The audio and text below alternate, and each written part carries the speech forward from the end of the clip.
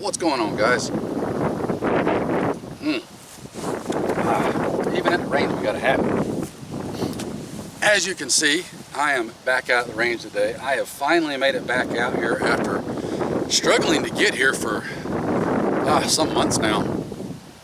Just been so darn busy, I haven't been able to break away and do it. So finally made some time today, and I don't know if you can see it, but it's an absolutely glorious day. There is literally not a cloud in the sky anywhere.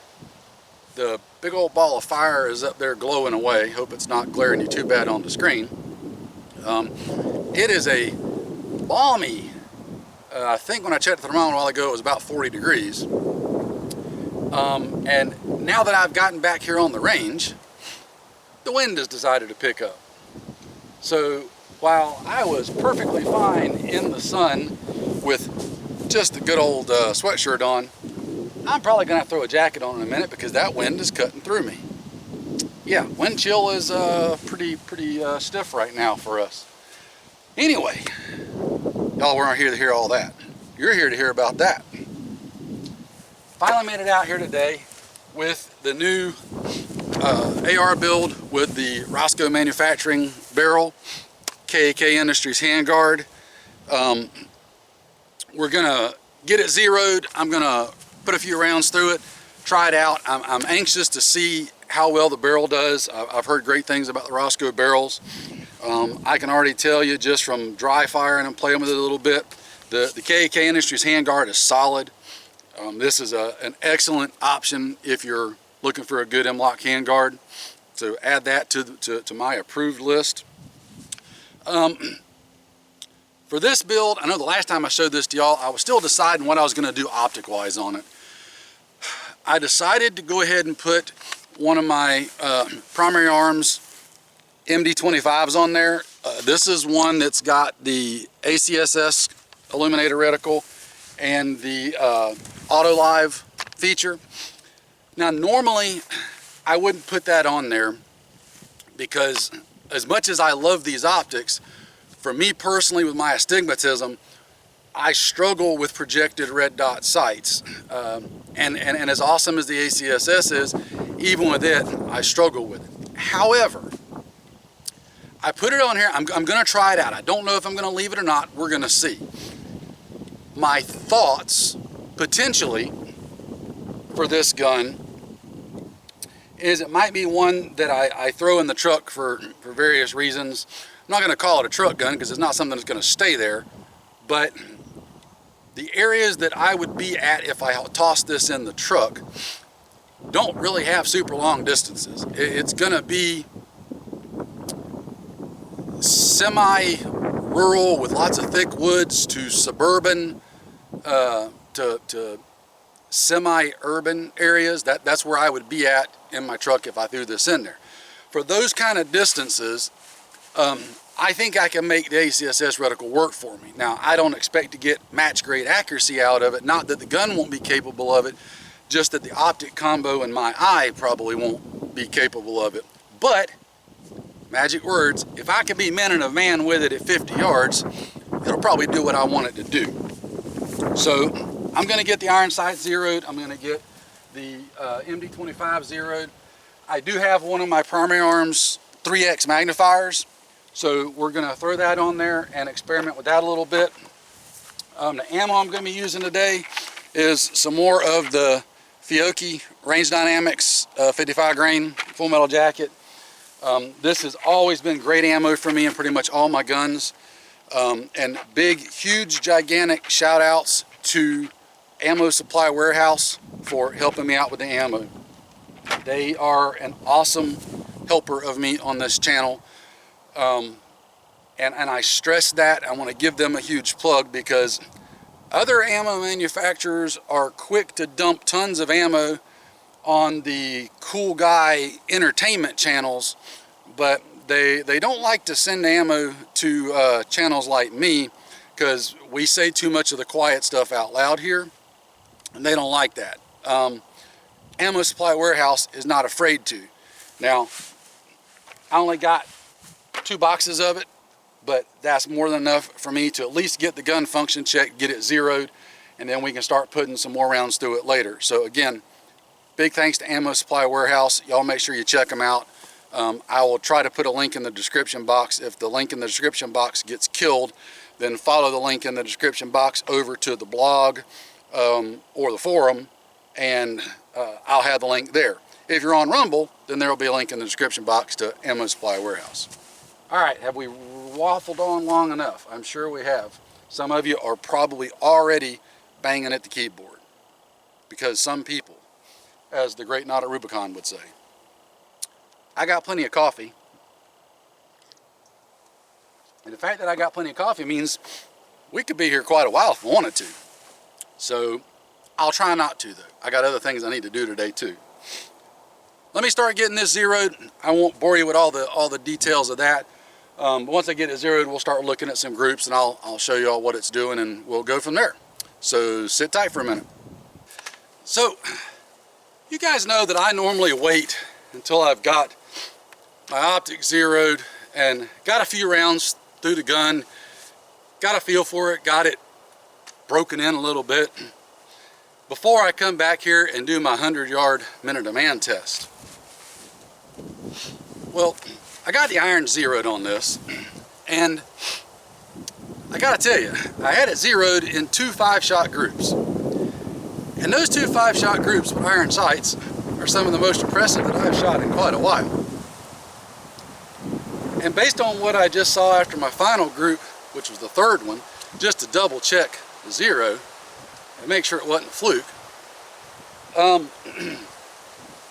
I'm back here at 100 now, and we're going to do a little minute of man test on the steel at 100 with the irons, with, you know, my less than perfect astigmatism plagued eyesight and my shaky hands, because reasons. This may or may not be a testament of the gun as much as it is me, but I just wanted to see for giggleses. So, iron sights back at 100 on the steel. Oh, let's see if I can screw this up.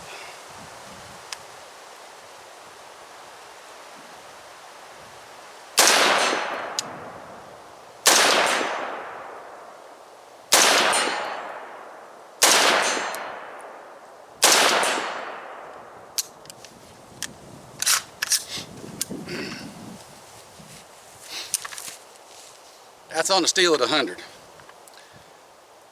I'll take that, because for me, that's a thing. Rosco, if y'all are watching, I hear you. I'm getting what you're laying down, and you're singing my song here with these barrels. Only thing I'll notice, and I'll just throw this in real quick as a point, y'all notice the bolt didn't lock back. A couple of times the bolt hadn't locked back, sometimes it did. I don't know if that's just everything needing to settle in a little bit or what, or if maybe she's a slight bit, I don't want to say under-gassed, but it definitely ain't over-gassed. I do have an H1 buffer in here just because that's typically what I run in most of my builds. But we'll see how it goes after I get some more rounds through it and settle in. But I was 5 for 5 on the steel at 100. With the irons, I'll take it. Let's go get the optic done. All right, guys, I got her all zeroed up, and I gotta tell you, this thing's shooting impressively. That Rosco barrel is singing my song. I will roll in a picture right here of my final group, and mind you, this is at 50 yards with just the MD25 without the magnifier. So just on 1X, that's what this group right here is.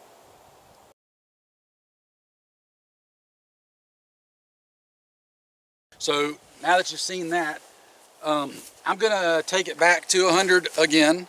We'll do our minute of man check real fast, and then we'll chat a little more about it. So let's walk back there and put a few more through it.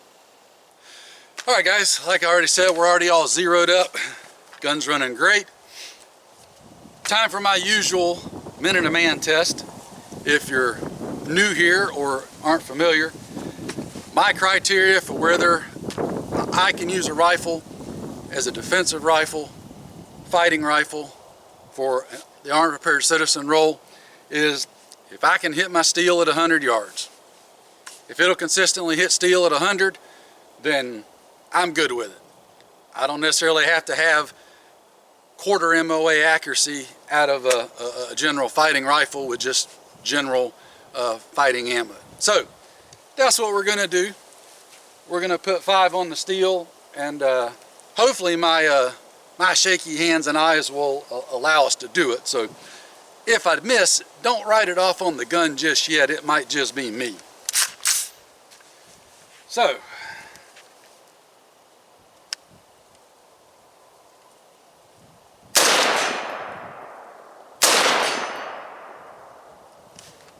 we had a short stroke. All right, well, no editing here. Let's clear that. That's the first malfunction that I've had. Glad I caught that on camera. Let's see if it does it again.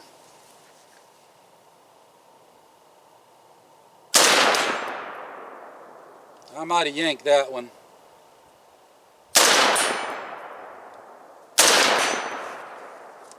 Too easy with the magnifier. Let's drop it to just the 1x without the magnifier and see what the old eyes can do. That's a bit more challenging.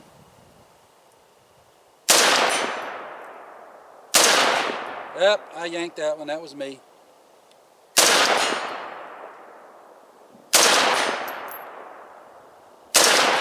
Yank. Didn't lock back. Alright. So when I do my part, and I don't do an El Snatcho on the trigger, she'll do it at 100. I will take that, especially since I already know what the barrel's capable of doing group-wise. I tell you what, since I got a few rounds left just for fun, let's fire a 3-shot group from back here at 100 and see what it does, just for giggles. Alright guys, we're back at 100 still. Got everything braced up nice and solid so we can get a little bit better representation, but the accuracy. So let's put 5 rounds through it, just for giggles. See what it does.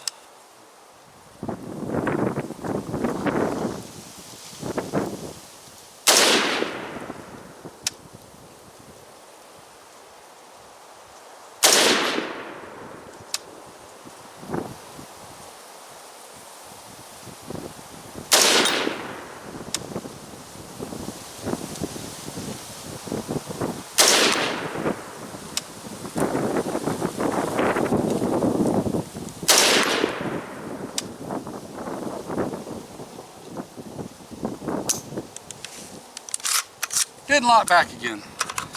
That seems to be a consistent thing. I don't know if that's maybe the gas port's a little undersized or what, but we'll look into some stuff when we get home. Let's walk down and take a look. Alright, so there's our group from 100. That's probably about 2 inches. Yeah, that's about 2 inches. Just under 2 inches. 1 3/4 maybe-ish. Between 1 3/4 and 2 inch. I will take it, especially for just having used a 3x magnifier and the projected ACSS instead of the edge reticle that I'm used to. Alright guys, I think I'm going to wrap it up there. I've been shooting it a little bit more, just running some different drills and stuff, and the gun's running great. The accuracy is great. It's going bang every time, except for the one round that I had that had a bad primer on it, and then the one malfunction that y'all saw back at 100 earlier. Haven't had that happen again. I don't know if that was just a fluke or something or what. It happens to the best of them. But otherwise, the gun's been running great. The only problem, quote unquote, that I've seen so far is about 80% of the time it won't lock back on an empty magazine. Now, that could just be the gas port ever so slightly undersized. Honestly, I kind of find that unlikely. I've talked to a couple other folks that have got some Rosco barrels, and they've all said their gas ports are dead on. So that's probably not the issue. I'll break it apart when I get home and can sit down and take a closer look at it. There might be something with the bolt carrier, might be dragging or something at the back of the receiver extension. That's sometimes a thing. It could just be that the ammo is a little underpowered. I've not experienced that before with Fiocchi ammo, but again, anything's possible. I don't know. I'll try a different magazine.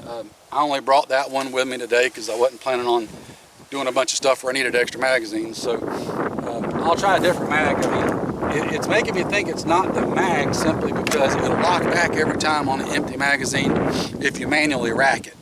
So that tells me that something is stopping that bolt carrier group from just quite getting to the end of its cycle. Maybe I just got a slightly overpowered spring, I don't know. But the point is, it is going bang and it is hitting where it needs to hit. So everything else, that's no fault of the barrel at this point. So yeah, check out these Rosco barrels, guys. The Rosco barrels seem to be great. The KAK Industries handguards, primary arms optics, obviously never ceased to amaze me and never let me down. That's why I'm such a huge, absolute, rabid fan of theirs. You'll see it in most all my videos. That's almost what I've exclusively switched all my personal guns to. Another note, I had already planned on doing something, but the accuracy that this barrel seems to be showing so far has kind of got me even more tempted to do it. I was going to make it a surprise, but instead of making it a surprise, I think I'll just make it as a teaser, and then you can just be in anticipation. I think I'm going to do a shoot-off, because I have got multiple other 14.5, 14.7 inch AR bills, including my primary go-to one, from a couple of different manufacturers. I think I want to have a 14.5, 14.7 comparison, and I've got a spare 1:6, no, I've got a spare 1:8 that I can put on each one, and I'll get the same batch of ammo, and I'll put that same optic from gun to gun to gun, and we'll do a little shoot off and see which one comes out on top, for no other reason than just for fun and because we can. Not that there's anything to be proven or won or determined by it, but look for that down the road. I'll have to figure out when I can work that in, because that'll take a little bit of time for me to get done.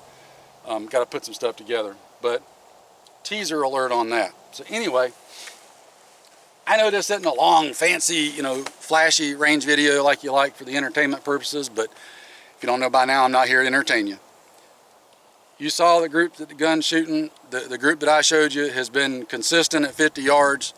The 100-yard group, that one's staying pretty consistent with better optics, and better by, I mean, more magnification.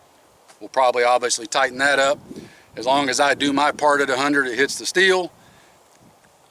I don't know what else you could be wanting a fighting rifle to do with a 1X optic on it. If you can hit a man-sized opponent at 100 yards with it, that's pretty much my go-to criteria.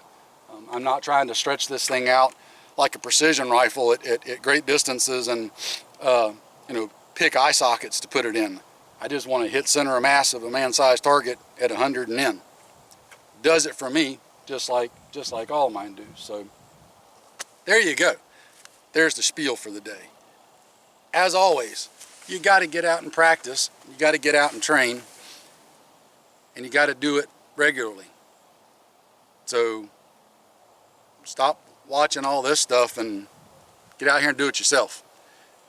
Time is not on our side. Tick tock. You guys stay safe. I will see you later.